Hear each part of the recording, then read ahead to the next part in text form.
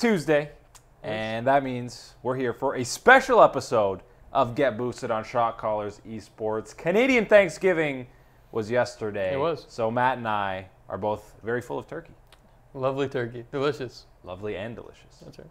And exhausted from eating too much turkey. That's what they say. You eat that stuff, nap time. And I forget what the I forget what the thing is called. You know, the thing that makes you sleepy. Tryptophan? Tryptophan. That's what it's called, guys. That's right. So now you learned something. In case you didn't get it, I'm Eric Kummel. That's Matt Hempstead, and we're gonna be looking at week 1 of Worlds, officially in the books. Very interesting. Some things going the way as expected. Some things not going the way as expected. We'll be taking your questions later on in the show, so be sure to send those in. Let us know what you think of the first weeks of groups and what you expect heading into the second week. But just interesting games. Very low kill games. Yeah, there's definitely not too many kills going around. I think you tweeted something out earlier that it was like almost 100 less kills than what we saw last year at Worlds. So yeah, teams definitely kind of playing for the late game, not doing too much early. Again, ardent sensor meta, powering up these 80 carries. So just let those guys hyperscale, wait till the late game, and then go crazy. Yeah, I think a lot of the reason there aren't that many kills is just because you watch these team fights with some of these mega tanks and they've got 2, sometimes 3 characters and items combinations of that shielding them. I mean, teams will have 30-second team fights and no one dies.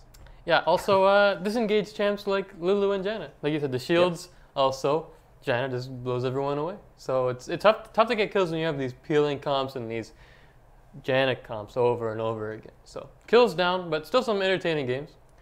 Janna, by the way, rocking a 75% win rate in 16 games. 16 games! That's absurd. That's silly. Ban that champion every game. Yeah, but, ban Ardent Sensor. You should be able to ban an item. That's an interesting change that Riot should implement. Yeah, let's do it. Let's dive into some of these groups. Start with Group A, alphabetically. That's how things usually work in the world. Not for week 2 with Riot, but yeah. Well, we'll get into that later. But Group A, let's just go through these groups and see any surprises we see going into this. SKT 3-0 in this group. I mean, most people were expecting that. I think we were both kind of expecting them to go 5-1, maybe 6-0 in that group. Yeah, I mean, definitely SKT is the big favorite in this one, but they're 3-0. Some of these games weren't overly convincing. I mean, we know they had that huge wombo to come back in that first game they played, but after that, there was some stuff going back and forth. I mean, HQ and EDG, both really tough games, took them the distance. They fell behind early and able to come back into them. Yeah, they should definitely be 2-1, and that's really what stands out in this group is EDG at 0-3. Good night. The first seed out of the LPL without a win in the first week. Yeah, I mean, I think that SKT game really just destroyed them a bit. They definitely should have won that game, but I mean, against Cloud9, I mean, it was pretty convincing in terms of Cloud9. I mean, that's probably one of the better games they played, probably even the best game that they played in these first 3 stages, and they were just pretty dominant throughout. And I mean, this is the soul-crushing play that got SKT back in the game. But they were up 11,000 gold. They had an inhib at like 22 minutes. That is insane to not close out a game. It's absurd. Yeah, they're definitely having some issues closing out, and even the AHQ matchup, that one was back and forth pretty much the entire way. Trading kills between the Kog'Maw and the Twitch on both sides. Eventually, AHQ came out on top. But yeah, EDG sitting at the bottom at 0-3. And SKT, we're going to have to see if someone can take them down, but I have a feeling that coming into week 2, they're going to fix all their issues. It's the SKT thing to do and go 3-0 again, even though this was not a convincing week from SKT. Yeah, I mean, I haven't really seen anything out of any of the other 3 teams. Yeah, C9 looked pretty solid in their other 2 games, but against SKT, they were totally outmatched. I mean, they overplayed their cards, went too aggressively trying to kill Faker. So yeah, SKT has struggled a bit, but I mean, I'm not seeing much out of the other teams in that group that is like, well, they'll beat SKT. I mean, EDG will never get a better chance than that to take them down. So yeah, they're probably going to end up at worst 5-1. Maybe C9 puts up a fantastic game, but they'll probably go 6-0. That's what I would guess too. I mean, I think Cloud9 may have a chance. That was the first game of the tournament for Cloud9, and it looked like it. Those jitters. Worlds, yeah. And they're going up against SKT, going up against Faker, trying to do too much. That's what happens. But they kind of ran the same strategy going into these other games. Get Contractz going early, be aggressive, but they just didn't over dive or get over aggressive. So they kind of dialed it back, and it worked. So Cloud9 looks pretty good, and they're in a great spot for North America at 2-1. A couple more wins, you're good. Yeah, I mean, I think that Group A's kind of looks kind of set. SKT and C9 definitely look like the favorites. Yeah. Coming out of that group. Group B, another group that looks like it's over. It looks like the top 2 seeds are there. You don't even need to play this week. Well, one of them is definitely over. One of them is not even. They're all. I think they might have flown home. And of course, we are talking about Fnatic, sitting at 0-3. Their last game against Longzhu, they weren't playing. No. They weren't playing the game. They actually were not playing the game. And it was 0 kills, and it really looked like they were just sitting back and doing nothing. They might as well have just gone AFK at the start. Because, yeah, they weren't doing anything proactive. They were just letting this whack him with the cane, eventually. And then it was over at 20 minutes. Yeah, the gates didn't need to be held in this game. The doors were open. Just come on in. Yeah. Come on in, guys. I mean, anytime you win a game with 5 total kills, you have 5 kills. And Longzhu had a massive gold lead. Fnatic was just giving up turrets, dropping CS in places. There was like a 6,000 gold lead, and Longzhu only had like 2 kills. Yeah, it is absurd. But I mean, other than Longzhu, Immortals is the team right now currently in a spot as well, and they've looked pretty solid, even against like Longzhu. They were putting up a good fight. They got ahead early, and they're kind of starting to find this bottom lane synergy again with Ola getting aggressive on the likes of Rakan. But yeah, Longzhu, I mean, here's the cane. Oh, good. What a skillful champion if you let him farm it. But his stacks were going crazy. He was like at 400 at like 17 minutes. Well, I mean, when you don't get any gank actually, they did put some pressure on him top. They went for a gank, and he just kind of sat under the turret and watched them run around and just lasted under the turret. If I was him, I would have been spamming laugh. Yeah, I mean, that's a prime opportunity to be spamming some emotes. But yeah, Longzhu, I mean, probably looked like the most dominant team, I would say, as many people kind of expected coming into this, with a relatively easy group for them, I'd say. So they looked super dominant. That's it. Dominant. And Immortals, they looked pretty good, but I mean, they were very close to dropping that Fnatic game, and maybe if Fnatic wins that, they're not tilted off the face of the earth in that Longzhu game. But Immortals looking not bad. I mean, if Fnatic wins that game, there's 3 teams at 1 and 2, and then it's pretty spicy. So you're right. That game did come down to the wire, but Immortals, the team that put up the best fight against Longzhu, because the other 2 teams really did just roll over. And they also kind of fought back from another Gigabyte Marines. Somewhat cheesy, not too cheesy, just a little bit. They kind of got countered when they invaded there. And of course, the Lulu running heal ignite is just so stupid. I don't know where to go from there. But yeah, so they really took advantage of that. They recognized, wow, this Lulu is an idiot. So we're going to camp. Yeah, I mean, it's a pretty obvious game plan when you go, that guy doesn't have flash. We should probably gank him. Yeah. Oh, wow, look at that. It worked. I don't know why he's running heal ignite. That is just, it's one thing to be cheesy with the Marines, but I feel like they didn't have that cheesy a team comp or strategy heading into that game. So maybe, you know what? Throw on the heal ignite. He didn't even use the heal when they were like getting dove or the ignite aggressively. So it wasn't a good pick. No. No, the Marines, again, they beat Fnatic. But Fnatic and the Marines look terrible. But at least the Marines are fun to watch. I mean, even that last game, you're like, where's the cheese? Where's the Mordekaiser top? The jungle Cho'Gath? We're gonna focus on objectives. Except our Mordekaiser's 0-6. Yeah. So we might not. But yeah, I feel like that group's done. Sign it up. Let's go. Skip it. Longzhu, Immortals, top 2 coming out. Group C, which was dubbed the Group of Death, coming into this one and sitting up there at 3-0. Many people, you'd say, oh, must be the Korean team, must be Samsung. No, you'd be wrong. It's RNG, and they have been looking fantastic through the first week. Man, they are aggressive as we all thought they'd be. Diving currently, MLXG getting going early, and you never know where he's going to be. They're always just going crazy, especially that last game when Shahu was on the Galio.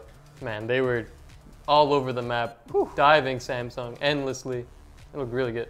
Yeah, 3 different champions for Uzi, and he looked great on all of them. Kog'Maw, Tristana, and Twitch.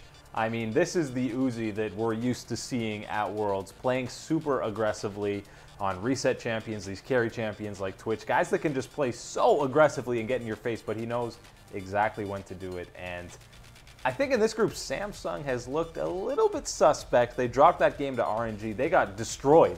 Didn't get a kill against RNG. So, I mean, they got completely dismantled there. And even when they played Fenerbahce, I mean, they subbed out Ambition, and they were not that convincing against a wildcard team. Yeah, I mean, they were behind at one point to Fenerbahce. It was getting pretty scary.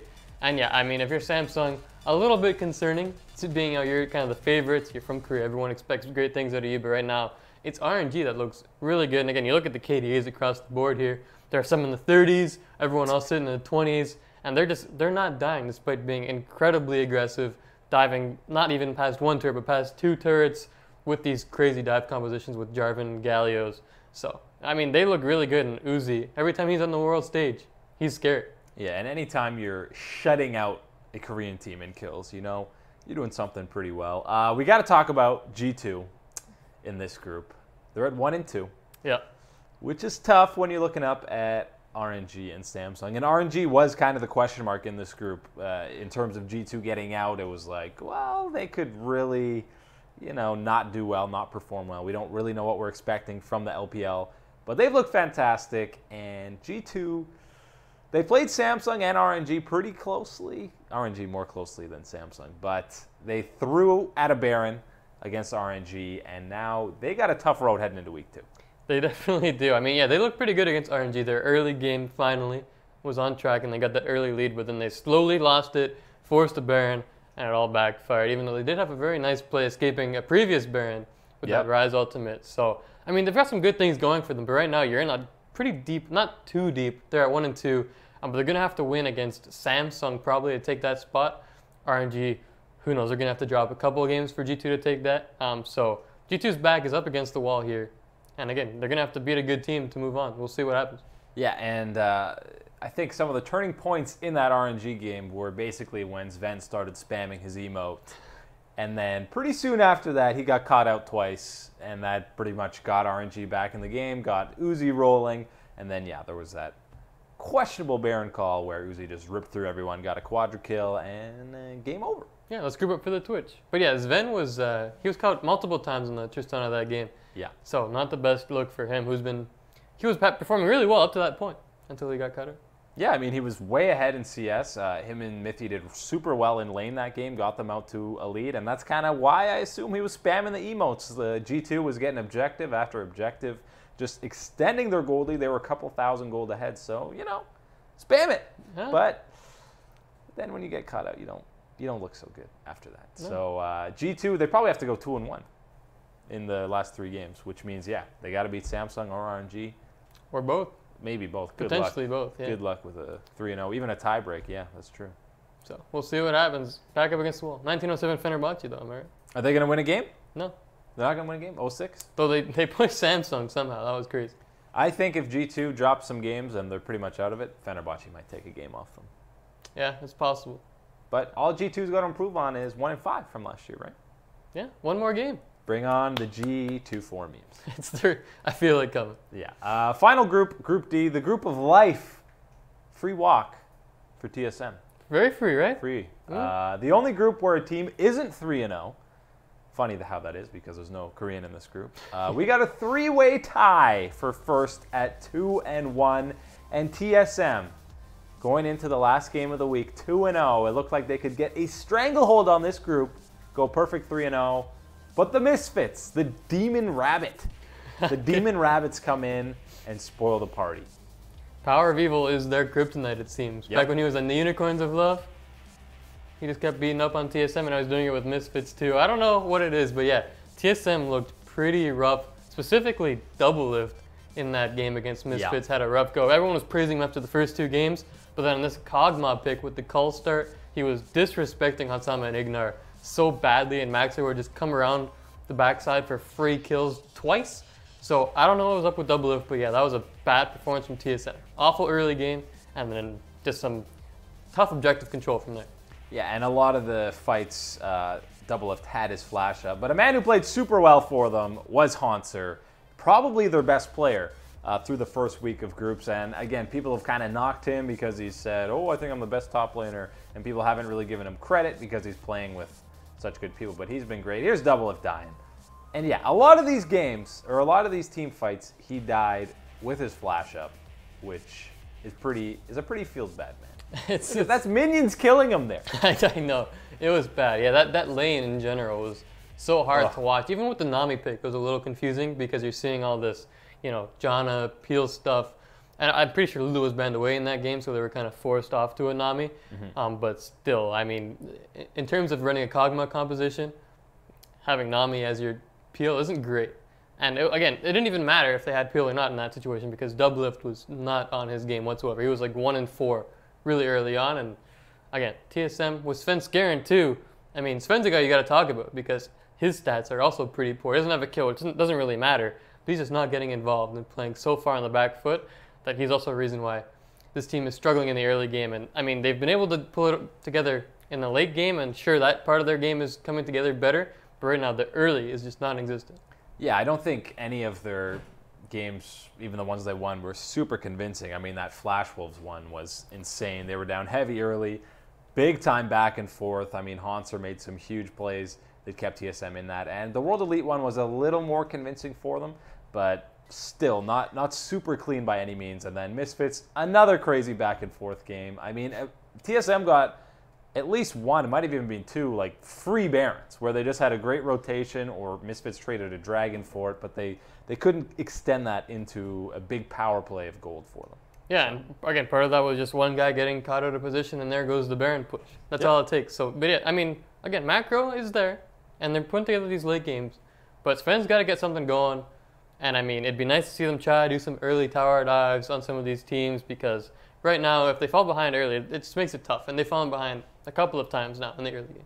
Yeah, they're just playing super passively in lane. But this group has quickly become the most interesting one, and I think a lot of people thought it was pretty obvious. You could pick the order, but it's World Elite TSM going top two in that group. But now Misfits in there, three-way tie for 2-1, and just like that, Misfits might end up with the best performance at Worlds from a European team. Nobody was thinking that. Nobody. No, that's pretty egregious to think of Misfits being the top team, or maybe the only team to move on potentially out of groups. They still got to get some wins, obviously, because 2-1 is still a three-way tie for first place in that group. And one of those three teams is going to kick the bucket. Probably one team who gets upset by the Flash Wolves potentially.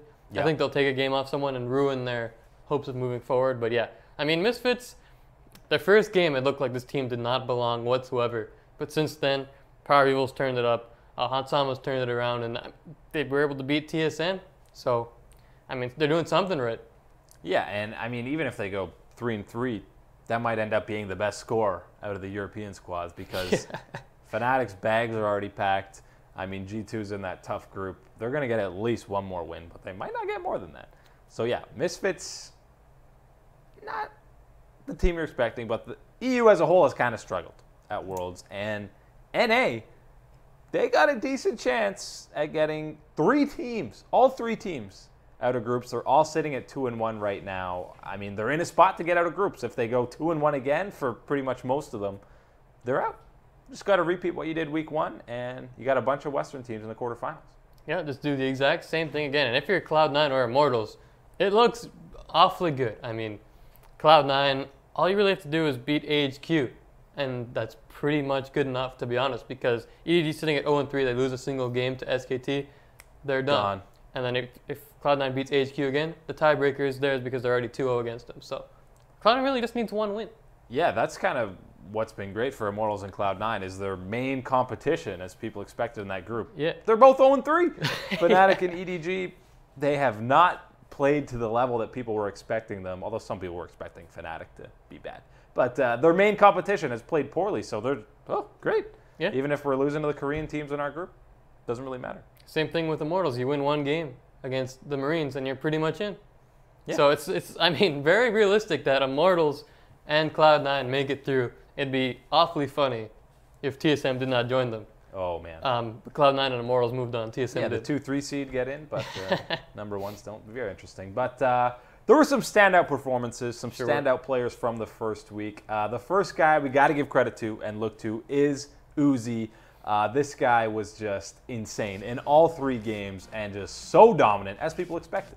Yeah, I mean, 18, 1 in 10, 28 KDA. Pretty good with the second highest damage percentage at World. So he's just pumping out damage on these hyper carries. And of course, it helps when you have Janna on your team for all 3 games, dropping those shields, keeping you safe with that ultimate. I know Janna's a tough champ to play. Yeah, press shield at the right time. Yeah, but I mean, he's just done some pretty crazy things. I mean, we all know this. This is the G2 Baron we alluded to earlier. Nice group up. For yeah, that group Twitch. up for the Twitch spray and pray. Yeah. And that's good now. That one's not too tough of a play there for Uzi, but I mean, his mechanics on Tristana, on Kog'Maw, he's pretty much perfect. And again, the laning hasn't been what we're used to seeing from Uzi, but overall, this guy still is insane once he gets to team fights, jumping forward to make sure he gets those kills. Yeah, absolutely. And he must know when his team's there or he doesn't, and he's just a ballsy man because, yeah, he'll be the first to go into a lot of these fights, and that's kind of what the knock was on him in the LPL, specifically in that finals where they got reverse swept, is he was kind of frontlining his Ashe, and it didn't go so well. But now with all these shields, I mean, he can play super aggressive like that because everyone's throwing that stuff on him, and with Xiaohu having an MVP performance and he's stepped up his game this whole split, now Uzi playing at the level that people expect him to at Worlds, woo, RNG, they look pretty scary. And I think they've pretty much shown that they're the best Chinese team, at least through the first week of groups, and that was kind of a question mark the whole time. Right, and when we were saying earlier that RNG probably is the highest ceiling of all these Chinese teams, yeah, and they're basically showing it off now. I mean, if they just play aggressively and don't get punished, or like they do it calculated, then they're good. And we'll see if they can carry that over into week 2. We know they're going to come out firing again. We'll see if they maintain the kind of poise that they have during some of these dives and aggressive plays, because it can also fall apart too, like we saw with Cloud9 against SKT. You can be aggressive and it can backfire, and then you just pretty much lose the game from there. So as long as RNG kind of understands that their aggression can be punished, then I think they're looking good. But yeah, Uzi overall, this is the 80 carry meta that he's been dreaming of. Yep. Ardent Center every game with the supports that can protect you. You pump out damage and you carry the game. Yeah, and you play these hyper carry champions, and it's even when you fall behind in lane, which is what was impressive about RNG, is they weren't just steamrolling out ahead all these games, which is what a lot of people were expecting. But you fall behind, doesn't matter, you're playing a hyper carry, you're getting all these shields, all these buffs from your teammates. As long as you get to that late game, play those team fights well, you're going to be fine. And that's what Uzi does. That's what Uzi does, and he does it damn well. Yeah. Every jungler, almost every jungler, is playing tanks. You just play the tanks, you get the CC, Sejuani, Gragas, Jarvan, all that boring stuff. But a man on Cloud9, Contractz, through the first week, has not been playing those tanks, and he's been playing some carry junglers pretty well. Man, this guy, he's the only jungler to not have played a tank so far. Wow. Which is insane. 3 games, he hasn't touched it. He's gone Rek'Sai with the Black Cleaver, full 80 damage. That one was the game he lost. But still put out Ezreal and Graves, which was a surprise pick that no one was expecting, a throwback to way back when, not too far ago, but he still likes it, able to push people around in the jungle a little bit, very aggressive, and yeah, I mean, he shows off that he loves to do this damage, and Cloud9 just seems more comfortable as a team when you throw impact on a tank, even if it's Nautilus, and you throw Ezreal on these, or not Ezreal, Contractz on these damage dealers. He just looks so comfortable, and Cloud9 as a team looks so much more dangerous in the situation. Yeah, I think just having that third carry threat for them is so important because it takes a lot of the pressure off Jensen, and really when they're just playing these super damage type guys, that mid lane jungle matchup early on is so much in their favor when they're doing these 2v2 fights, because they just have so much damage before any of these tanks have any resists or health really. So yeah, it really helps them out in the early game, and then the more guys you can throw Ardent Sensor on, man, the stronger you guys are going to be in team fights. So Contractz has looked, he's been the best player on Cloud9 for sure. Yeah, he has, and I mean, obviously the most damage of any jungler, partly because he's been playing damage guys, damage-dealing champions, but that's their style, and Contractz is doing it pretty well. Again, the first game was SKT, too much, but since then he's dialed it back, and I mean, sometimes he was a bit too aggressive against EDG, walking in there with the Graves, sometimes get caught out, but overall, just really good stuff from Contractz, and he's kind of the catalyst to what Cloud9 is doing right now.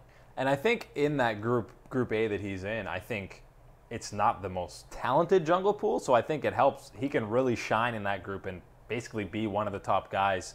I mean, Peanut and Blank have kind of been up and down for a while, but Peanut looks pretty solid right now. But I mean, Clear Love, we'll get to him in a bit.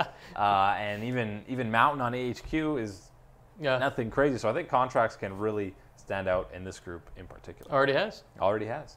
One of the most hyped up guys coming into this World Championship. I believe we ranked him number 1. The best player coming into this tournament is Khan. And through the first 3 games, he's looked pretty solid. He hasn't completely dominated. He hasn't had to do too much either. He hasn't had to do much. Longzhu has just been so dominant. But you see there, he's playing dog champs. Literal dog champs. That means the circle is complete for Soaz, losing to a literal dog. That's so funny, yeah. I mean, it makes a lot of sense, though. Against tanks, pull out the Nasus. What's he going to do? A Maokai is not going to stop Nasus from farming up whatsoever. Nope. And this is the guy who just refuses to play tanks. Carries time after time. Jarvan you can kind of go both ways with, whether it's damage or tank, and he's mixed up his build to suit the situation. But yeah, I mean, he does exactly what he needs to. Split push. No one's going to 1v1 this guy in the side lane, especially when you break out these damage dealers. And this is it, right? They didn't put the full thing on the stream, unfortunately, because it was so unexpected. Or because it wasn't PG. They didn't want to show it. Yeah, Soaz was already getting destroyed enough, so they kind of protected him from the fans there, but yeah. A Nasus 1v1ing a Maokai in lane is disgusting. Unheard of. So yeah, I mean, no one is expecting that pick, but yeah, this guy, he hasn't had to do much. So you can't, there's no way you can say he hasn't performed. He's been great. I mean, you saw him just farming under turret. Guys trying to gank him, they're scared to even try because they've seen this guy outplay so many 1v2 ganks under turret. I mean, he looks great. Yeah, there's not much That's to it. say. I mean, it's so easy for Longzhu right now, it feels like. It looks pretty smooth. I mean, BDD's doing his thing, going some side lane to side lane. Bot lane looks strong, and Khan is obviously holding zone on top as we expect from him. And the Nasus was brutal. Wiped up Fnatic in 20 minutes. So we'll see what else he has in his back pocket. But man, Longzhu looks good, and Khan looks really good. Yeah, still make sure you're not giving that guy Jace, because that'll be scary. But who knows, maybe if they get an easy road to 6-0 in this groups, maybe that'll be a small issue for Longzhu moving forward into the knockout stage. Haven't really been tested yet, but we'll see. I feel like Immortals will put up a decent fight. I think so too. In the next one. Might not win, but you know, we were talking about that Soaz 1v1. There are some guys who have struggled a bit through the first 3 days. And Soaz is definitely one of them, along with his top lane counterpart in Group B. They have had some very interesting matches. We're talking about Soaz, and we're talking about Archie, the man, the myth, the Mordekaiser main. Oh, dear God. If you're of the faint of heart, when we show the B-roll, please look away because it's pretty graphic. Now, I'm not quite sure. Are those KDAs good? Less than 1, I'm pretty sure, is what you're going for in League of Legends. Okay. So both extraordinary numbers here. Again, leading the Worlds tournament in this was 17 and 16. The next highest is 11 from Thaldrun on Fenerbahce. And yeah, look at the death percentage in the 40s of their team. It's disgusting. And Soaz, you're level 1. Soaz walks up into the lane swap at level 1 and just dies. And this game was amazing. Yeah, this was a great one. But Soaz just constantly disrespecting people, being out of position, being Soaz, I guess you can say, because down the stretch in EU, he was pulling off the same kind of stuff with these ugly, ugly KDAs. And here you go. Don't forget about Archie. Don't forget about Archie. Now, to be fair, Archie, he sacrificed, Soaz to the same degree. Both these top laners sacrifice a lot for the team, get put into terrible situations, but you don't teleport. No, you don't. You don't teleport. You don't TP back into lane immediately after dying with the entire team still around you. With the turret at 100 health. Yeah, it's not a great strategy. And then even a couple minutes later, Archie, see you later, man. This is just disgusting at this point. It's a Mordekaiser. I mean, it's pretty easy to gank. Like, again, this was their strategy coming into these games. I don't know if this was Archie's idea. If the team's like, hey, man, you should play Mordekaiser. We'll do a lane swap. You'll jungle for a bit, and then you just go down bottom. You won't get dove. No. Or maybe it was his idea. He thought it would work out. But, again, I got to give kudos to the Marines for playing some of this cheesy stuff. But, yeah, Archie, as we expected, not going to do that well in the group stage against some of these more experienced top laners. I thought Soaz would take it to him as well because this guy's a veteran. He's played top lane for like 7 years. But I don't know what's going on with him. He is even more surprising to me than Archie, how much he struggled. That's the thing. Archie coming into this was like, we know what to expect. Yep. It could definitely be ugly. Soaz, he's been on the world stage before and he's performed quite well. But right now, the man is not on his game whatsoever. There must be something going on in this Fnatic team. Even we saw Soaz tweet out some kind of passive-aggressive comments, being like, it must be nice to get like help from your team or whatever. That's not a direct quote, but it was along those lines. So he's obviously upset, and he thinks there's more going on than just him performing poorly, which definitely is the case. Again, they put so much stock into Reckless, and then secondly into Cabs. Soaz is the man kind of forgotten on this Fnatic team, and he's getting abused. Yeah, I think we're going to hear about some drama, some news coming out of the Fnatic camp after Worlds ends, which will be in 3 games for them. So we'll be hearing some stuff about them shortly after that. But talking about another 0-3 team. Fnatic 0-3. EDG also 0-3. And a lot of that is to do with Clear Love and Scout. Clear Love 7. Clear Love 7. He's been playing for 7 seasons, which is every season, by the way. But not looking terrific at this World so far. No, he's not. I mean, the Dust don't look too bad. The K doesn't look too bad. You kind of have to go into the actual game performances to see what's going wrong. And if you're a Scout, the whole thing with him is that he can win you the game, but he can also single-handedly lose you the game. And that's exactly what happened against Cloud9. I mean, this guy was so disrespectful against the Shen that C9 was running on Impact that he would just place so far up in the lane and it'd be poor. But this is the kind of thing Clear Love's doing. Woo! Is whiffing on Sejuani ultis. Right into the wall. Yeah, not even a slow on anyone. And yeah, this is Scout, who by the way played Lucian all 3 games. And even that flash, you're not getting out, man. I mean, I guess he got the flash out of Jensen, but yeah, he was just playing super aggressive. I mean, you know you're going to get camped when you play Cloud9. And yeah, there's just no escaping any of this stuff. Great TP. He had that's a great cleanse. A good cleanse, Captain Jack. Attaboy. But I mean, he still went down. Yeah, I mean, Lucian, not many teams are playing it. They're not playing it as much as they were in previous patches, and yet Scout plays it 3 games in a row. I got to start questioning his champion pool. At some point, you got to wonder. I mean, it looked good against SKT. He had some great moves, and we were like, wow, this guy's a god. This Lucian is insane. But so after that, it all just started falling apart. Too much aggression from this guy, and it really cost his team. They had a chance to take some games off AHQ and C9, but not the way he was playing. No, and yeah, Clear Love obviously is the leader of this team. You saw it in that Eyes on Worlds preview coming into this. You saw how the team was just affected when he came back for the summer split. So, I mean, when he's kind of struggling, and I feel like he hasn't been that bad, but there's a lot of expectations on this guy. He's been around for so long, been to so many Worlds, and I mean, he's been on EDG, who's been the best organization in China for so long, but did not expect this team to be 0-3, and I think those 2 guys are the main reasons. iBoy, by the way, got to give a shout out to him. Yeah. He's looked great. He has looked very good. Very good. Even with a Randuin's Kog'Maw, which, again, I don't know about that build, but I mean, he looks solid on the Kog'Maw. He looks solid on Xayah. He was hard carrying some of these fights for EDG. It's not on iBoy. It is not on him what's happening right now. So we'll have to see if they can turn it around, but Scout, relax, and Clear Love make some plays.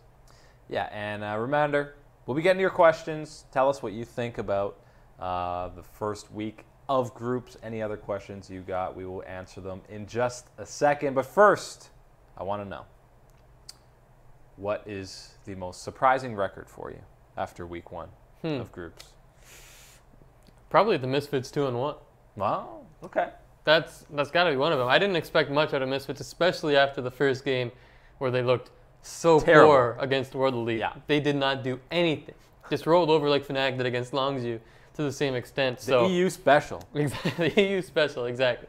So I didn't expect much after that. The team just kind of seemed lost, and even against G2 in the finals, they were outclassed pretty drastically, but all of a sudden they come back against Flash with a strong performance, and then TSM, they showed some great Baron control and a pretty good early game as well. That bot lane was pushing around Doublelift again. I know part of that is on Doublelift not playing well, but as a whole, Misfits looked strong, and Power People stepped up in the mid lane as well, so we'll see if they can keep it going. But I did not expect Misfits to be in a 3-way tie right now for first. Yeah, that's definitely interesting. And also in that group, I mean, I know people had low expectations for the Flash Wolves, but it just feels like at Worlds, They always step up and are good for a couple of wins. So the fact that they went winless in the first week, it's a little surprising. I mean, yeah, they could run off a couple wins in the second week, but they're dead. They're not getting out of that group now, especially with 3 teams at 2-1. So too bad for Flash Wolves. But the biggest surprise, the easy surprise to say, is RNG steamrolling through. Maybe not steamrolling, rolling down to a 3-0 record with, I don't know, 40 KDAs across the board for some of these guys. So that is very impressive. Very impressive. Yeah, they look dangerous. So keep an eye on RNG because, man, if they make it, who knows? Maybe it's not a Korean team that wins. Well, I know.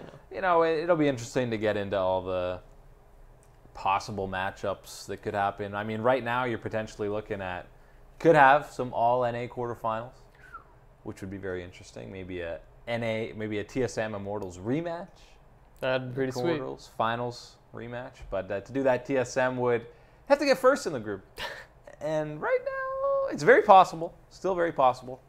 I mean, 3-0, you pretty much guarantee that. Yeah. 2-1, you're probably playing in a tiebreak for that top seed. So TSM by no means out of that group. A lot of people were kind of panicking, freaking out when they lost to Misfits.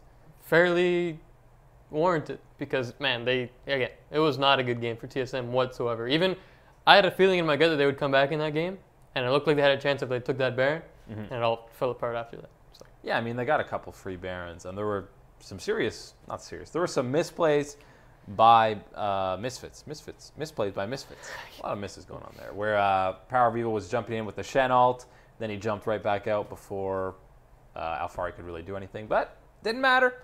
Misfits still held on to win. They did. And week 2 is going to be interesting. Man, I'm excited. Yeah. They're a little different, though. They're going group at a time in these days. So there are teams playing back-to-back games, doing some weird stuff. So it starts with Group B on Thursday. So the Fnatic, Longzhu, Immortals, Marines, finishing up all their games Thursday. That group's already done. You might as well skip that group going to C. I don't know why they start with B. Go B, C, D, couldn't tell you. Riot just wants to be different. I guess so. Let's do some questions. All right, let's get this bad boy out. Let's turn on the old iPad here. Yeah, turn around. I'll discuss while Matt takes a while to figure out the password. I'm ready. You know, he struggles with it. Oh, the questions are lining up. Here we go. Oh, here we go. That was a good stalling by me, huh? Man, you crushed it. Yeah, that was not bad. Not bad at all. Pretty good. Joshua Joseph wants to know, are aggressive junglers, constant invades ganking often, better than defensive junglers, power farm, and play reactive in the current meta? I mean, it's always going to depend to some extent on your team comp, the opposing team's team comp, stuff like that, but what champion you're on. But I think right now being aggressive seems to pay off more just because it seems you get your lanes ahead. You get Ardent Sensor as fast as possible on some of these guys, and it really seems to pay off. But on the other hand, if you're power farming or whatever and you get behind, it's so easy to catch up as a jungler. You just farm a little bit more, and that catch-up XP is pretty insane. It's a double-edged sword if you're an aggressive jungler. I really haven't seen too many of them. We were expecting a lot of Ezreals going to this tournament. We really haven't seen too many of them. Yep. So the thing with these aggressive junglers is if you get that early lead, that's great. But what can you do with it? And if you can't finish fast enough, your team basically insta-loses to this hyper-scaling comp the other teams are running. So right now, a lot of teams are just favoring the Sejuani with such a powerful ultimate and chain CC that she can provide to kind of protect these carries and even get onto the enemy carries. So right now, teams are definitely favoring these tanks, but you've seen it work, especially with Cloud9, these aggressive junglers getting these ganks. So it's pretty close. And I think it all depends on your team style of play. But we'll have to see what the meta shifts to in the second week. Yeah, it is much safer to just kind of play these either farm junglers or the guys who aren't super hyper aggressive just so you can get to that late game. Because right now it's basically you're a CC bot, you're a shield person, you're shielding someone, or you're the hyper carry AD carry. That's basically what the three makeups are. Throw in a control mage mid laner to do a bit of damage, but you're basically a CC bot or a shield bot. That's pretty much what it is. And if you're an AD carry, you're playing Trist, Kog'Maw, or Twitch. And that's why Contractz is loving life. He gets to play Ezreal and Graves. Wow, he doesn't have to sit on Sejuani every game. No, good for him. It is good for him, but he can still play the Sedge if he needs to. Yep. But obviously, I think C9 is better as a team when they're aggressive. So And it's more fun to play Ezreal. It's also funner to watch. Yes. Mini Bruce 8, can you see all North American and Korean teams making it out of groups? Also, Misfits hype train? All the Korean teams I can certainly see Yes. getting out of groups. But and pair it they with most North likely America. will. It's looking pretty good. You'd got to like the odds. Yeah, they're all sitting at 2-1. Again, they go 2-1 again. I think if they all went 2-1 again, they're all out of groups. I agree with you. TSM might go in as second at that point, but I mean, they're all getting out. I think Group A and Group B for C9 and Immortals, pretty easy to get that second spot. Almost one win necessary. Yeah, so I think that's looking pretty likely. And TSM is, despite losing to Misfits, I mean, you've got to think they rebound in Game 2 against Misfits. And, I mean, they should beat Flash Wolves. That's a questionable game they could see them losing. Maybe they drop one to World Elite. But, I mean, TSM should go 2-1. They might get out of that group. It might be second place, which is going to really hurt their chances at semis because they're guaranteed. Well, they're not guaranteed a Korean now with RNG, maybe finishing. But I could see Immortals, or I could see NA and Korea all getting out of groups. It's not that far-fetched. It's really not far-fetched at all. Again, Cloud9 and Immortals, you get one win against the right team, you're pretty much good. guaranteed. And TSM, it's doable. They went 2-1. You do it again, and then the tiebreaker. They haven't instilled tons of confidence. I'm concerned about TSM. I am concerned about TSM because, again, it was just the World Elite game that looked good, and the other ones were up in the air. Yeah. Completely up in the air. So I'm not sold on them, and we'll have to see what they can do. But C9 Immortals. C9 and Immortals both have better chances to get out of that group than better chances to get out of their group than TSM does. Yes, 100%. Which is crazy to say. Yeah, which this answers the next question. Which of the NA teams, all 2-1, has a greater chance not to advance to quarters? It's TSM. TSM. It's straight up TSM. That was the group of life coming into this, but I think obviously Misfits are playing a lot better than people thought. I think people thought they'd play like they did in that first game. Yeah. Every game. World Elite maybe not as great as people thought. They're touted as the best Chinese team. Definitely looking like RNG right now. So I think those three teams are actually pretty even right now, which I think people expected TSM and World Elite to be even, not so much Misfits. And obviously EDG and Fnatic have completely pooped the bed in the first week, which makes Group A and B a heck of a lot easier for C9 and Immortals. Exactly. The main competition, losing games, is the dream for Cloud9 and Immortals. So they're looking very good. Who will win, Longzhu or SKT? If you're going to base it on the first week, Longzhu looks a lot better than SKT. They definitely do. But, I mean, maybe you could say, oh, SKT, they're good at playing from behind now. I mean, anytime you win from a 10K deficit, of course the opposing team has to make some mistakes, but it's by no means easy to be down that much and, like, stay in the game. It looked like EDG might just close that game out at 24 minutes after they got an inhib. But, I mean, SKT, they're so patient. They don't even care how much gold they're down. They're just always looking to make that next proactive play. So, I mean, that's a positive you could give to them. But, yeah, based off the first week, Longzhu looks scary. They definitely do. I mean, across the board, every role is playing out of their mind right now. And they look infinitely better than SKT. And that's saying a lot. Infinitely. I mean, SKT did not look good. I know they're 3-0. But they were so rocky. Yeah, they were the most unconvincing of the 3-0s. Yes. From Longzhu and RNG. Yes. The 3-0's 3-0? 100%. Jose Mendes. What happened to Fnatic? Oh, let him have it. I don't know. They forgot their keyboards. Got their mice. Maybe the settings were off. People were saying that they wouldn't do that well. I thought they would. I was very wrong. I mean, they've played one good game. Yeah. They're one reckless flash away from being 1-2. Maybe, again, that completely changes how they play in that Longzhu game. They still probably don't win that game. They won't win that game. So, but then they're 1-2 with Immortals. I mean, they got a pretty good chance of getting out of groups then. But now that they're 0-3 heading into the second week, they're tilted, man. Soaz is beyond tilted. But, yeah, I mean, I guess this team just hasn't been that strong mentally, I feel like, the whole split, really. Even a guy like Reckless, who by the way, has still played fantastic in these groups. One mistake again cost him the game, but even he's had some mental issues. He takes things very seriously, and when things fall apart, it seems to kind of get to him. So, I'd be scared for that second week. They might win a game, but they might beat the Marines. I wouldn't bet on. I don't know, man. The all-star matchup of Archie Soaz in the top play. Put them up against each other. Let them go.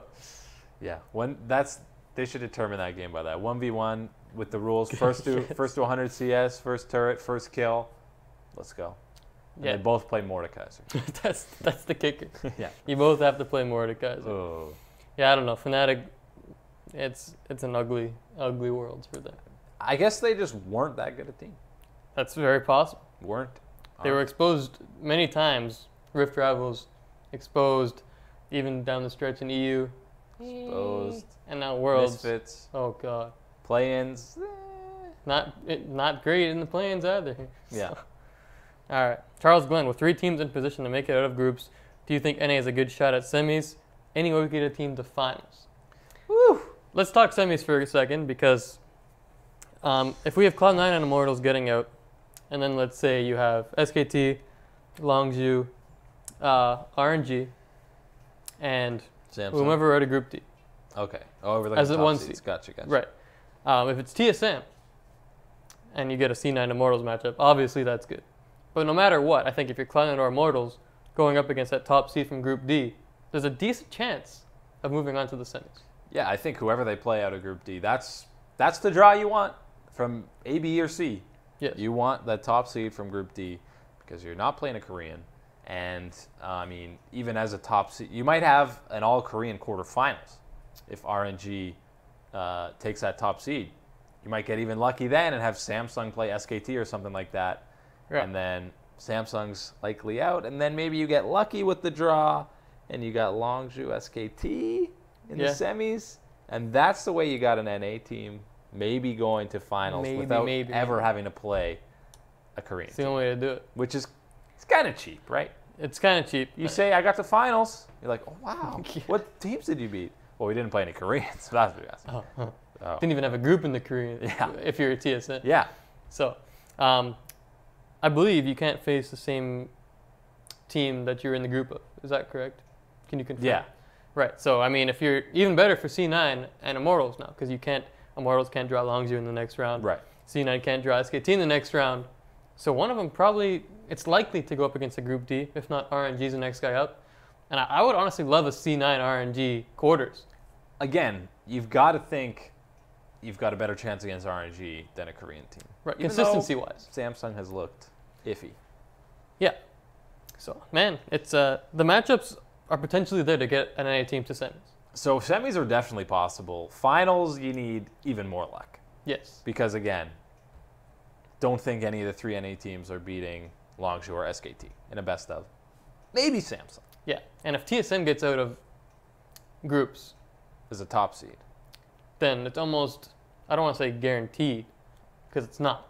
Mm-hmm. But it's pretty likely to get a team to semis, to be honest. Especially, TSM draws Cloud9 or Immortals. Unless you get the very unlucky draw where Samsung finishes second, so TSM plays Samsung, and then C9 Immortals gets Longzhu, Immortals gets SKT, then it's good night, NA. Good night. And then, that would be devastating. Yeah. But, again, it's there. The possibility is very much there. Very much there.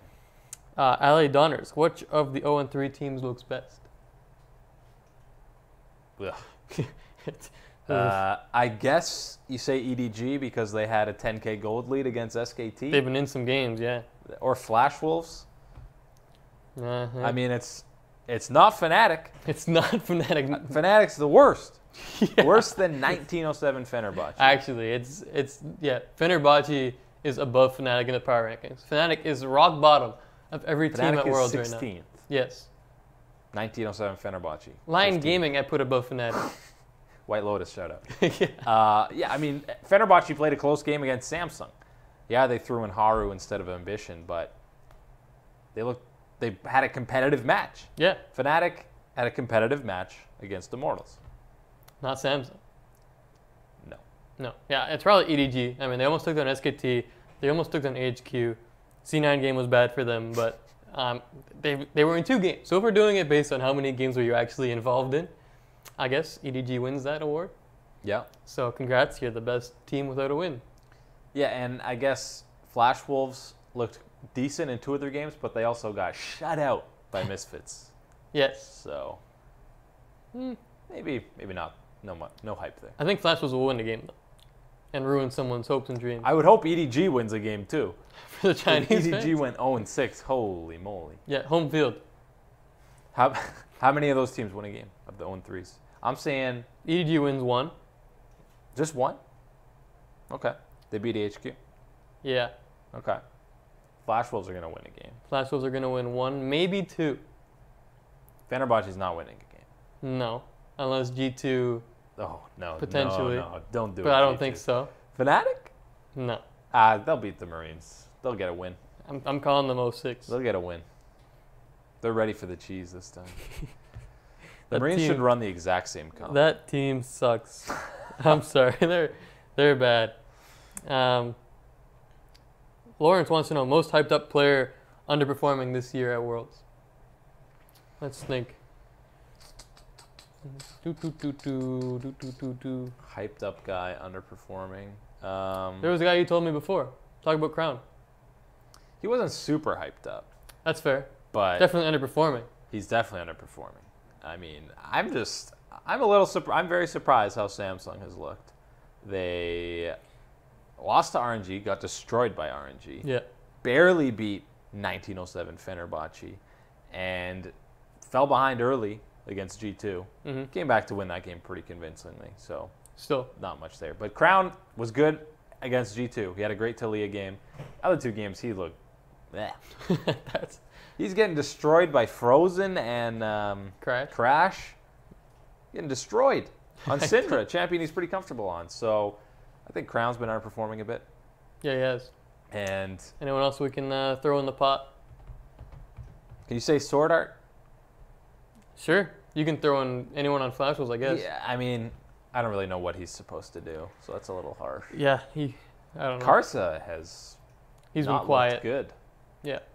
I think Flash Wolves as a whole have just been on a decline, as people said they were coming into these Yeah. worlds. And of course, Scout, I think, is a fair guy to throw in there as well. Yes. Who we already ripped apart. Yes. Sorry, Scout. Sorry, buddy. Careless, should Soaz retire after having these embarrassing games? Yes. I mean, the Soaz show has gone on long enough. I thought after Origin, it was like, great. Semifinals at Worlds, great run. See you, man. Retire. Take your walk off into the sunset. He came back on Fnatic, and I was like, oh, God, they're going to be terrible. But then they had that rebirth in spring. Yeah. They get 3rd place in spring. They look great. Obviously, they dominate for a lot of the EU LCS in the summer, and Soaz looks great. People are saying this guy, pretty much everyone on Fnatic. You're Right. like, well, this guy could be an MVP. He looks great, and then ever since playoffs, he has just been hard falling off a cliff. So Yeah. I think for his mental health, it might be time to at least take a break. I don't even think there's a sunset option anymore for his retirement. No, it's just cloudy. It's real cloudy. Ugly Real ass cloudy. day. Yeah. It's not looking good. Soaz is in raining. trouble. Really windy. But yeah, I mean, it's almost like a double lift thing. Do you want to go out on this poor note at Worlds? That's the thing. That's true. So I don't know. Maybe Soaz is going to stick around for as long as Amazing is on these awful teams, like the Monkeys. So Oh, no. that's not a way to go out either. I'm just waiting. You know he's going to have a good TP play. Good TP escape. He's got to have him at Worlds. Yeah. Soaz, PogChamp. Oh, wait. They're 0-5. Yeah, okay. But at least he pulled off the Soaz. It's bad. It feels bad to see a legend of the scene like this, though. like this, yeah. Like Archie. Oh. All right. Pakilla, do you think C9 can win against SKT considering them playing below their standards? And this was an interesting question I think they talked about on the desk too after SKT's last game where they looked rough and they were saying C9 2-1. Maybe they can push SKT if SKT plays at this level. And I think the option's there because out of HQ and EDG, Cloud9's got the best late game, I would say. When it comes to closing out games, they seem to have this game plan in place which involves getting control around Baron, keeping that vision clean, and closing it out rather quickly and rather cleanly. So I think Cloud9's got the best ability to do that. My question is, can they get the lead first off? And potentially they can. So I think the option is there for C9 to beat SKT. Obviously, it's not that easy. Yeah. But I could see it happening. Yeah, I think they just, in that first game they played against them, it seems like they changed their game plan and mentality based on how they're playing SKT, which works to a degree, but it just feels like they're like, we got to do everything completely different. We got to play perfectly. We got to beat this team. And it just kind of gets in their own heads. They're playing too aggressive. That's how you see those dives turning into 2 kills for SKT and stuff like that. So I think if they just play the same style, the same way they've been playing against EDG and AHQ, like just play that same thing. Change whatever you need for the team comps or whatever the game calls for, but don't be changing your overall strategic approach to the game just because you're playing the 2-time defending champs. So I think they have a chance that they could take that game off SKT because they have definitely looked vulnerable. They definitely have, yeah. Let's get to, there's some Immortals questions in here. Sure. One, how far does Immortals make it? Again, it's very they'll get out of groups, I think, as second seed. So, yeah, if they draw someone from Group D, I think they got a decent chance of getting to semis there. Yeah. But if they're drawing SKT or even RNG the way they're playing, quarters is the limits, boys. Yeah, but I think that's an accomplishment for Immortals. Absolutely. Getting out of groups, especially as a second seed, you're not having the best. Well, I guess you have the same pool as TSM did. So, yeah, that's an accomplishment for sure. It is. Follow up to that, Pakilo, do you think Immortals can take first place in Group B considering they can win early game against Longzhu and snowball from it? No. Yeah, short answer is no, yeah. I mean, maybe they could. Again, they did play Longzhu pretty closely, but whereas SKT looks vulnerable, I mean, Longzhu looks invincible right now. They're so clean. Yeah, they're so clean. I mean, they didn't make any mistakes, basically. I mean, sure, Prey got camped, died a couple times, Prey and Gorilla, but come team fights, he was already ahead in CS and ready to roll, and we know how fantastic he is in team fights, so there's not much to go off those first 3 games to take down Longzhu. Yeah, I'm with you. I don't see it happening. Philip says he feels bad for G2. I think they could do better in another group. RNG looks so good, and Samsung. Yeah, it's a good point because as the first seed, they got screwed. As the first seed, they got the worst group out of the EU teams. Yes. Like you put TSM in this group, it's the same situation. Yeah. I think you put any Western team where G2 is, and they're looking at a similar scenario right now. It's unlucky. It's kind of sad that, yeah, you have the only pool 1 seed of the Western teams, and, yeah, you get put in this group. You're looking at Misfits and Fnatic, and you're like, man, can I be in that group? Yeah. I could get second in that group, and they could. For sure. If TSM, G2 were in a group, that group suddenly becomes crazy. Even though it already is crazy. So, yeah, it's a little feels bad, man, for G2. It definitely is. But I think if they wanted to prove they're still an elite EU LCS team, they could get out of that group. For sure. It is 4, but we'll punch through these last questions here. All right. No problemo. How far do you think RNG will go? Well, it looks like they got a pretty good shot at getting that top seed. I think they're going to beat probably G2, definitely Fenerbahce again. So they're looking at if Samsung maybe beats them, then you got a tie break. I think RNG's probably taking that top spot. I'm with you. Based on the way they're playing. So you're looking at matchups being either probably Cloud9, Immortals, or Flash Wolf, TSM, Misfits, one of those guys. They're favorites in probably all those. I would say so. So I'm looking at semis for them probably. At least, and then maybe Uzi can get that second place. Yeah, the runner-up position again for Uzi. The 3-peat. Feels good, man. That's a lot better than not getting out of groups. That sure is. Seth Vint wants to know, do you think we'll see another ANX style miracle run from from the Marines or Fenerbahce? I think it's too late for that. It's already it's definitely too late for Fenerbahce. Yeah, they're 0-3 their group. That group's crazy too. Yeah. I mean, the Marines need to... The Marines, it's possible. it is possible. They need to beat Immortals. Then they need to beat Fnatic. They're not going to beat Longzhu. Let's get that out of the way. So, and then a tiebreaker probably against Immortals. Now Fnatic can go 3-0 and still get out of that group.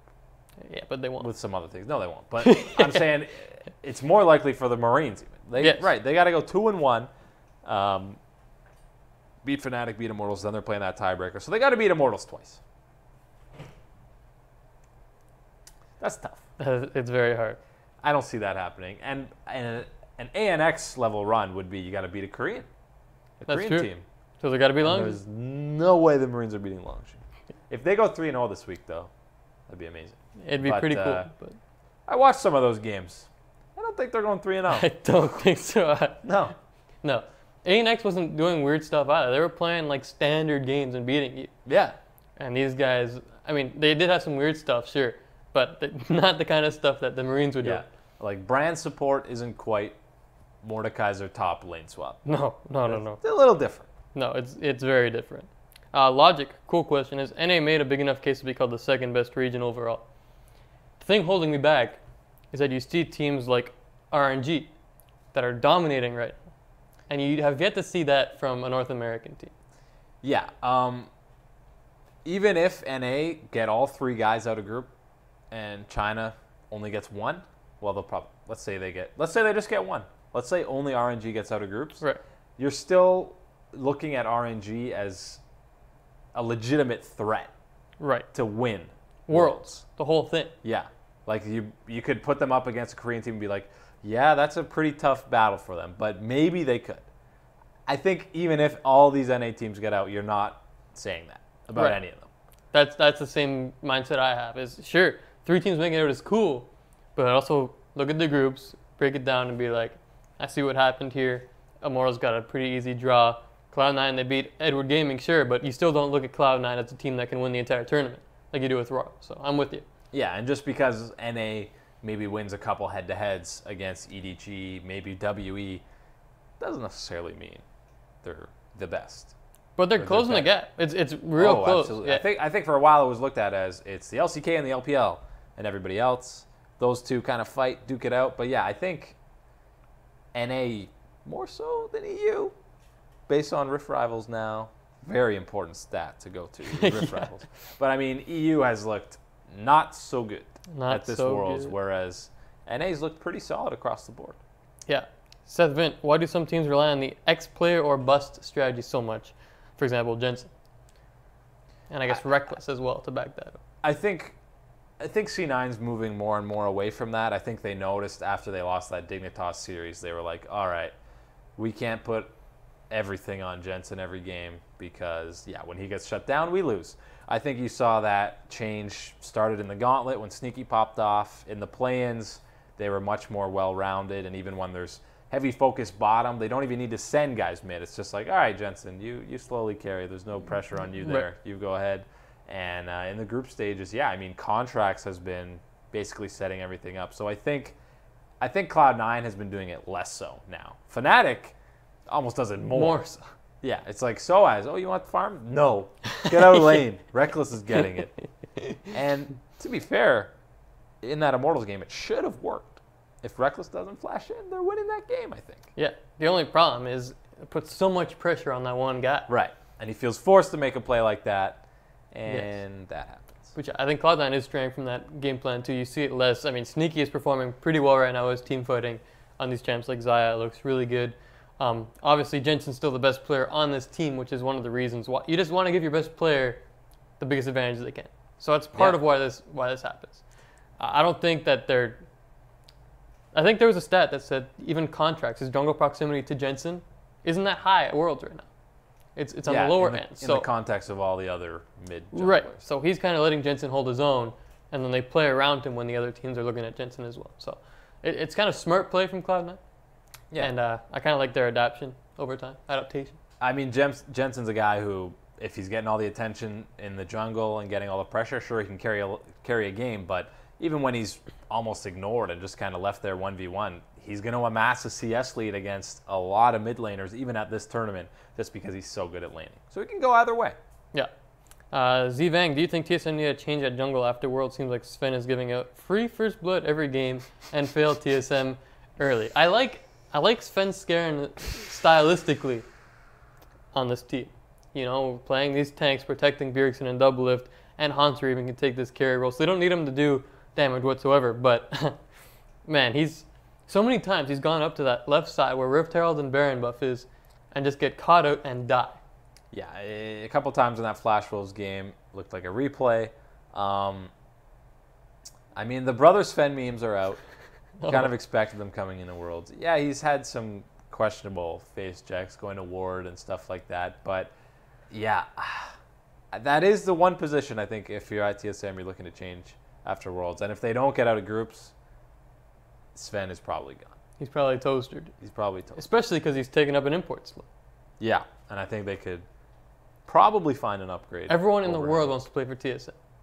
Mike Young. Especially Mike Young. But, I mean, it's 3 games. He was looking great in the summer playoffs for TSM, and I think he's still got time to rebound. Get him on a comfort thing like Lee Sin. Whenever he plays Lee Sin, he seems to have a crazy good game where he pops off and is making some amazing plays. So I wouldn't call Sven Skaren dead just yet. He's still got 3 more games. Yeah, he's got 3 games to save his life. That's it. Or it's over. That's all he's got. Mini Bruce 8. Sorry, go ahead. No, I said good luck. Oh, okay. Good luck to Sven. He's watching. Big fan of the show. Is there a Western hope after seeing week 1? It depends on your vision of hope, I guess. Whoa, it's getting deep. Yeah, Okay. For me, it's semis is the hope. Yeah. And I think it's possible. There definitely is hope. Because if you have 3 teams moving on, which obviously we have to see.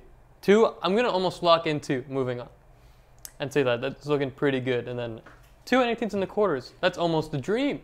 Yeah, I mean, the hope is like actual competitive games outside of groups. I mean, you look at last year's Worlds, C9 basically limped out of groups and then got completely destroyed by Samsung. H2K were actually great in the groups, got first in that pool, and were rewarded with an easy quarterfinals against Albus Nox, and then got destroyed by Samsung. So, I mean, despite 2 West teams getting out of groups, there wasn't anything competitive, really, about the knockout stages. So I think it's just them getting out, because I think they're getting out. At least 2 West teams are getting out. Yeah. And I think it's just, are they actually competitive in any of these knockout stages, which I think they could be this year. Potentially at least 3, because it looks like TSM or Misfits, one of them has to get out. It would be pretty bad if Flash Wolves swiped that second spot. Misfits, TSM, both 0-3. And I don't see CNN Immortals blowing it, so 3 West teams getting out would be pretty sweet. That would be awesome. Potential even for TSM and Misfits to get out. Oh, there's hope. Potentially 4. Half the teams. Well, 4 is 2/3 out of 6. 6. Wait, are you okay? Wait, I'm talking about quarterfinals. 4 of them. Oh yeah, West. I got Half you. of them. Okay, I was talking about the teams of the West moving on. Oh, I see. We're mixing it up. No. I meant in quarterfinals. I got you. Okay. I can do math. I'm testing you. Seth Vint, do you think that Malzahar will make an appearance at Worlds this year? Malzahar? Tank buster. He's a tank buster. Point and click stuns are fun. Again, it's tough. I don't know if he serves the purpose against Jannas and Lulus and QSSs as an item that can just counter him. If you pop the Janna or Lulu before they can do anything, that's not bad. I think if there's a support to pop in a team fight before they can do anything, it's going to be a Janna or a Lulu. Yeah. But, yeah, I'm not sure how well he fits right now in some of these comps that teams are running. Because, yeah, QSS, Mikhails, I mean, supports are building anything just to help out their AD. If there's a Malzahar, they're going Ardent Sense or Mikhails, probably. Right. So. Keep an eye on, maybe not so much Miles, but a Thresher or Blitzcrank coming out to try to counter these weaker laning supports to kind of sit back and just drop the shields. You hook in a Lulu. Good night. See you later. I would love to see some adaptation from teams, not just blindly picking some Ardent Sensor guys. We have seen Rakan, which is a breath of fresh air from Janna, Lulu. Yes. Lulu, Janna. Making something happen. Yeah. Philip, your favorite game this week coming up? Oh, I mean, I'm tempted just to say the Marines and Fnatic, but Such a mean one. that game's not actually going to matter. I think C9 SKT, probably most excited to see how C9 does in their second game. Then they can actually prove how competitive they can actually be at this tournament, because this is the most vulnerable SKT is probably going to get in the tournament. When it comes to knockout stages, you want to stay the heck away from them. Yeah, potentially force a tiebreaker for first with a win there. That'd be pretty cool. Ooh, that'd be awesome. I'm looking TSM Misfits. Oh boy. Round 2. That one might decide who moves on. So. Every game in Group D is important. in Group D. I mean, you look at Group A, Group B, Group C. Not a lot, but some of the games are like whatever. Even Group D, whoever Flash Wolves is playing, if Flash Wolves beats them, boom, your chances are gone. Yeah. So every one of those games will be interesting. Last 3 questions really quick. All right. Do you think G2 can make a miracle run and make it out of groups? It's tough the way RNG are playing right now. I think if G2 gets out of groups, it's instead of Samsung. So obviously they have to beat Samsung. I mean, they have to go 2-1. Yeah. Because I think then I think RNG might 6-0 this group. If they keep playing the way they are, they're probably going to 6-0 that group. And then you're looking at Samsung going 1-2 next week, which is hard to imagine. But then you're playing a tie break. I mean, G2's got to beat some of these guys twice. He's got to beat either RNG or Samsung twice For sure. next week for them to get out. So it's tough. It's not easy. On a serious note, from Logic, what will have to happen for NA to win Worlds? What would have to happen, and can it happen? Well, we've gone through a lucky way where they'd get to the finals. But if you get into the finals, you're playing an LCK team. Yes. You can't avoid. No. So how do they win? Oh. Oof. I don't know if I have the answer. They don't really. Yeah. I mean, maybe, let's say it's C9 or TSM, Bjergsen or Jensen play the best series of their lives. It would basically have to be multiple players on NA teams playing the best series of their lives in combination with the LCK team playing below their standards. So, it can happen. It could happen. It could happen. Who Nice knows? 5-game set. You never know what could happen in a 5th game. It's true. First blood cheese could still ball a game. Let's end with this from Can Gormazano. All right. What do you think about 1907 Fenerbahce? Thank you for adding the I 1907. was going to say. Very you important. better call this team by the right name. What do I think about them? I think they are the 15th best team at this tournament. Above Fnatic. That's right. I mean, they put up a fight against a Korean team. Good so for them. Again, still sub-jungler. Still have a sub-juggler in there. Frozen's look not bad. Paddon's looked okay. He's kind of like Wild Turtle. I get that vibe where he can pop off and carry some games and also not do that. Get caught out on multiple occasions. But they're not bad. I think they're kind of like what you hope for out of a wildcard team, whereas maybe they don't win games, but at least they're competitive in a lot of them. It's not these games that are just slaughtered. So Yeah, and they earned their way here. So putting up a fight against Samsung. Good for you guys. So I want to see more from 1907 Fenerbahce eSport. eSport. No T. eSport. Get that T out of here. All right. You okay? That's a group preview. Group preview. Thank you very much for all those questions. Some good questions. Obviously, people very interested in Worlds, baby. week 1. Pretty hype. Pretty hype. Group 2, week 2. Week 2. Going to be even more exciting. As Matt mentioned earlier, it's going to be whole groups playing 6 games in a day. Yeah. Group B on Thursday, Group C, Group D, Group A. And we'll be back tomorrow, less than 24 hours. We'll be sitting right back here to go more detail into week 2 of the groups and break down each group by letter. That's right. Go over them and pick who's going to be getting out of these groups. And we'll take a look at our pick'ems. See how they're we doing. set before the tournament started. Spoiler, mine's looking rough. Mine looks good. Mine's looking very rough. But we'll be back tomorrow at 2 p.m. Eastern, and we will have special shows on Thursday and Friday, again, breaking down the days from week 2. Group and week. I keep getting You're screwing that up man. really bad, yeah. Week 2. We'll break down those games on Thursday, Friday. But 22 hours from now, we will be back here for another episode. Thank you for watching. Eric Kummel, Matt Hempstead. We'll see you guys tomorrow.